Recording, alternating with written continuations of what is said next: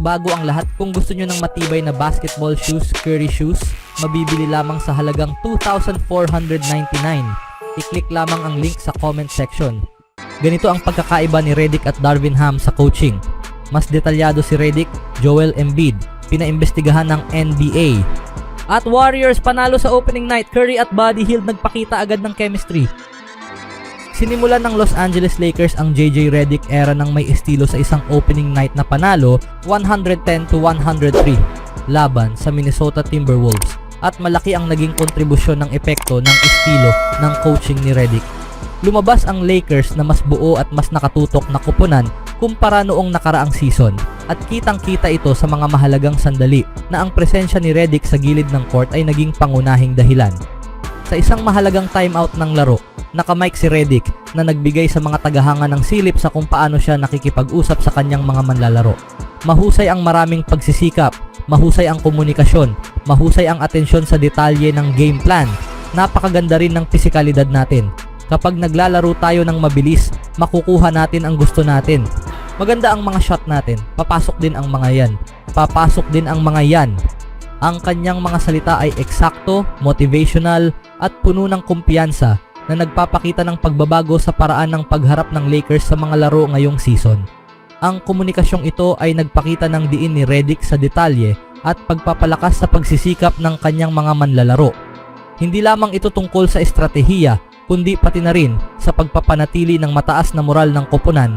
Ipinaalala sa kanila na kahit may ilang sablay na attempt, maganda pa rin ang kanilang pagpapatupad at darating din ang magagandang resulta. Ito ay isang kombinasyon ng taktikal na gabay at pagpapalakas ng loob na tumalab sa mga manlalaro sa court. Kitang-kita ang pagkakaiba ng estilo na ito kumpara sa estilo ng dating head coach na si Darvin Ham. Si Ham noong kanyang panahon ay kilala sa mas casual at general na mga mensahe. Sa isang mic'd up session mula noong nakaraang season, narinig si Ham na nagsasabing, "Huwag magsettle, galingan niyo laban sa mga yan. Lahat ay sumusubok maglaro ng tama sa ludo, maging agresibo." Habang ang estilo ni Ham ay nakakapagbigay din ng motibasyon, madalas itong kulang sa detalye na mahalaga sa mga manlalaro tulad ni na LeBron James at Anthony Davis. Maaaring ito ang dahilan kung bakit minsan nakikitang nalilito sina LeBron at AD sa ilang play calling na posibleng nakaapekto sa kanilang kumpiyansa sa mga estratehiya ng coach. Sa pamumuno ni Redick, ang Lakers ay tila mas nakatuon, mas detalyado sa kanilang paglalaro at pinakaimportante, mas nagkakaisa. Kitang-kita ang chemistry sa loob ng court kung saan bawat manlalaro ay naglalaro ng kanilang papel ng perpekto.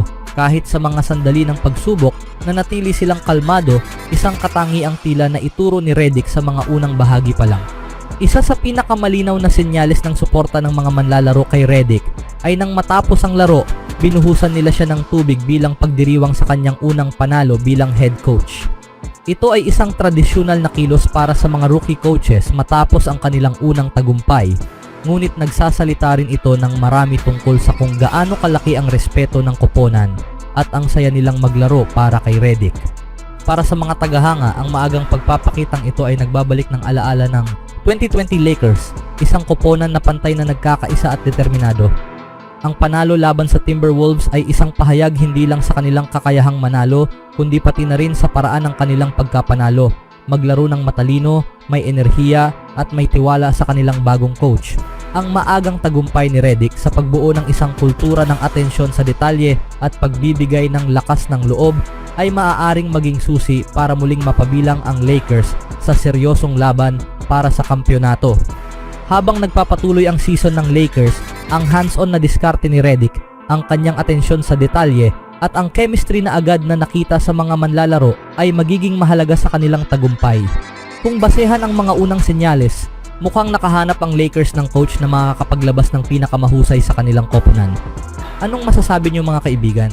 Sa ibang balita naman, ang pagkawala ni na Joel Embiid bilang pamamahala ng injury sa kaliwang tuhod at Paul George kaliwang tuhod ang pinakamalaking balita para sa Sixers bago ang pagbubukas ng kanilang laban ngayong Miyerkules laban sa Bucks.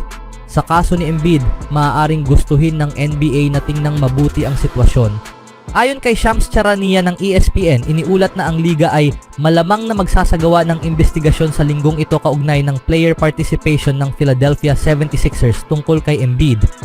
sinabi ng isang opisyal ng Sixers na si Embiid ay maayos na tumutugon sa kanyang espesipikong plano at inaasahang madadagdagan ang kanyang mga aktibidad para sa pagbabalik laro ngayong linggo.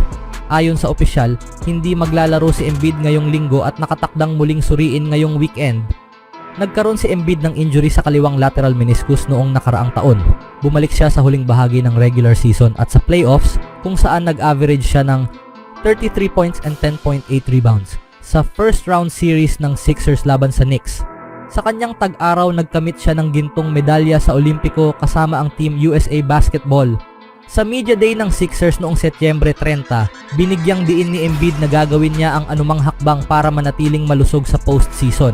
Sinabi ni Sixers head coach Nick Nurse noong Miyerkules na walang naging sagabal sa pagpapagaling ni Embiid. Hindi ko alam kung ano ang sasabihin sa iyo, sabi ni Nurse nang tanungin tungkol sa plano ni Embiid na hindi pa siya handang maglaro sa opening night. Nasa practice siya, maganda ang itsura niya, umuunlad ang kalagayan niya. Hindi pa lang siya handa ngayon.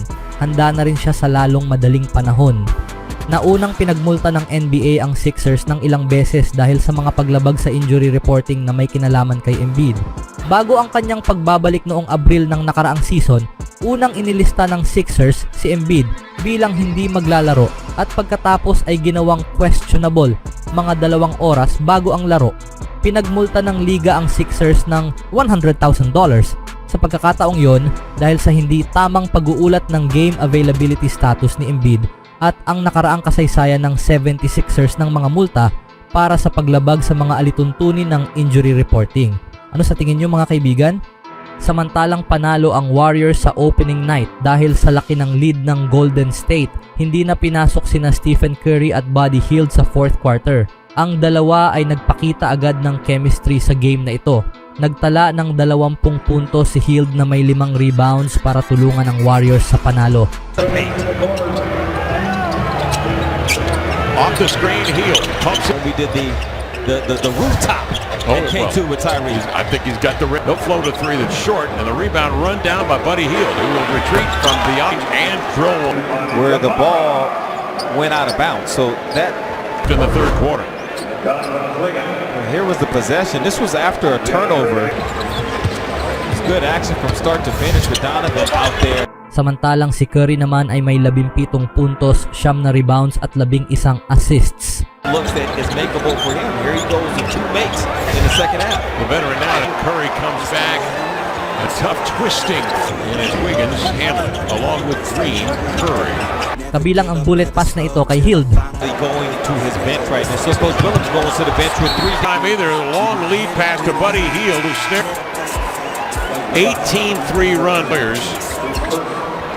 Andrew Wiggins na may 20 puntos para sa Warriors. It's recovered by Wiggins, who digs it out, and they rotate it to Wiggins as the Warriors score on the scramble. To take type admirable for your teammates so far. Yeah, the right intent, and that's stuff that you can watch at focus.